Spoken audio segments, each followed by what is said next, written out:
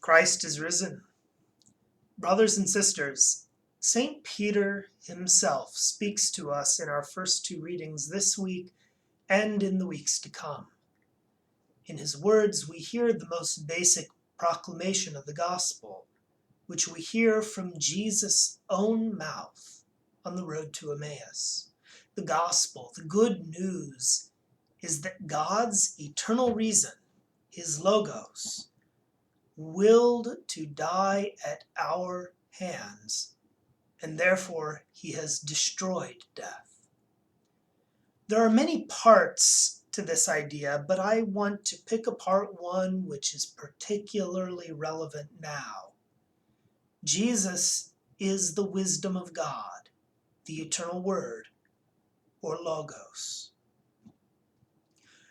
We should really adopt the use of this Greek word logos because its common translations as word or reason deceive us.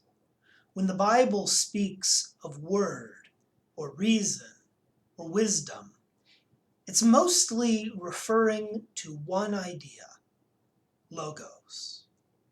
If you clump all of those ideas together, you're starting to get the picture. This isn't a small matter. The beginnings of the Gospel of St. John and the book of Genesis, the keystones of our Christian worldview, show this clearly. John tells us, "In the beginning was the Logos, and the Logos was with God, and the Logos was God. All things were made through the Logos. The Logos gave the ability to be children of God to those who believe in his name." Moses tells us that God says, "Let us make mankind in our image." Conclusion? God is Logos, and humans are made in the image of Logos.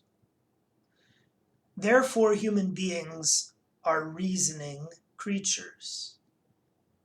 If we fail to be reasonable, we can call it an effect of the fall, whereby we don't live up to the principles in which we are created. What does the fact that God is Logos tell us? It tells us that with God, nothing is arbitrary. Our powers of reason, of Logos, finite as they are, may not be able to grasp all of the conclusions of infinite Logos, but that doesn't mean that they're not logical. For this reason, God tells us all of the facts about himself that we can't figure out ourselves, as well as quite a few that we could figure out, but most of the time wouldn't get around to. He also knows that we often come up with rationalizations that lead us away from the truth, so he gives us a standard to keep us honest. The fact of the matter is that we often take conclusions of a reasoning process on faith. This saves us a lot of time and energy. I don't need to think through how my car engine works in order to use it. If it breaks down, it's a big help to me to let an expert look at it and fix it. On the other hand, I know how to bake bread and I know the principles behind it, but I still go to the store most of the time because it frees me up for other things. But if the bakeries went out of business, I could get by if I had some flour, and that gives me some security. I can reason through a theological argument, and I often do so. But if St. Thomas Aquinas can give me a conclusion for a tough point that I could go either way on, I'll gladly go with that. And the examples are endless. But what happens if we find the mechanic or the baker or the theologian inaccessible? We could despair, or we could try and learn some of the principles that we need to do it ourselves. Or we could make friends with someone near us who already has that knowledge, or at least has a little more knowledge than we do. But what if we find the mechanic or the baker or the theologian to be untrustworthy?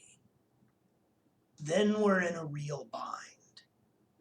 In theory, we could go and do the same things we would if they were inaccessible. But now, they're saying, how dare you do it yourself? You'll never know as well as us. And we might be tempted to believe them, especially if our starting knowledge is limited. Just accept the facts, we might hear.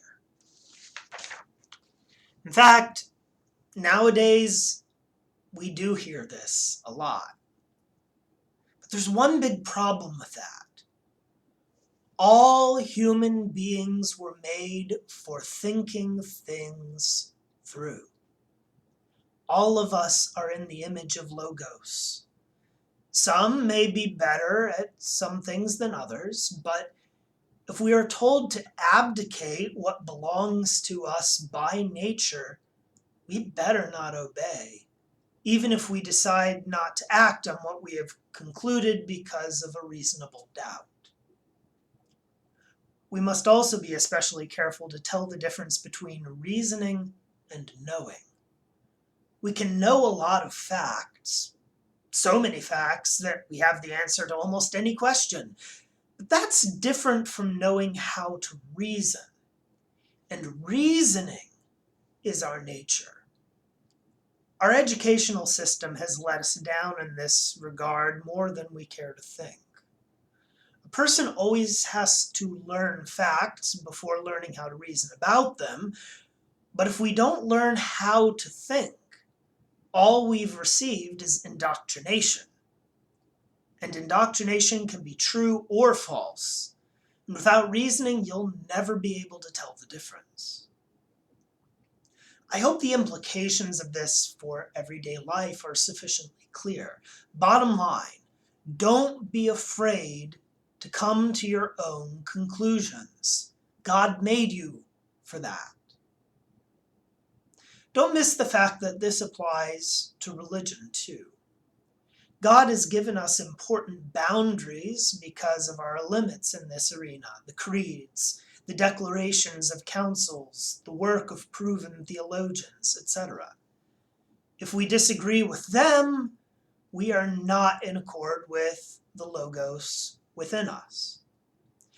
But if we hope to live with the eternal Logos forever, we shouldn't deny his work within us. We must know, love, and serve him, and not just superficially. Jesus shows us the example on the road to Emmaus.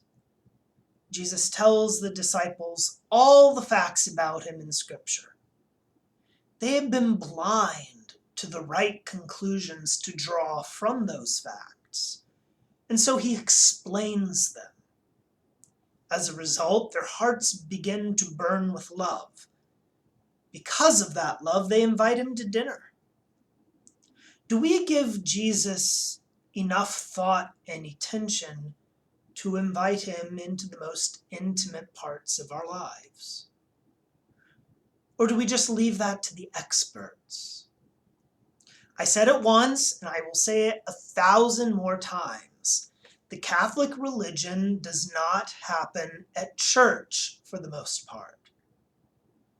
Mass is just the mountaintop. It happens wherever you are.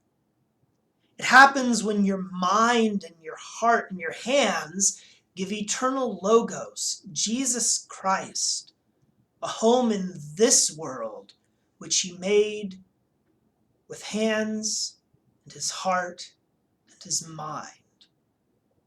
This is his glory. This is the path of life.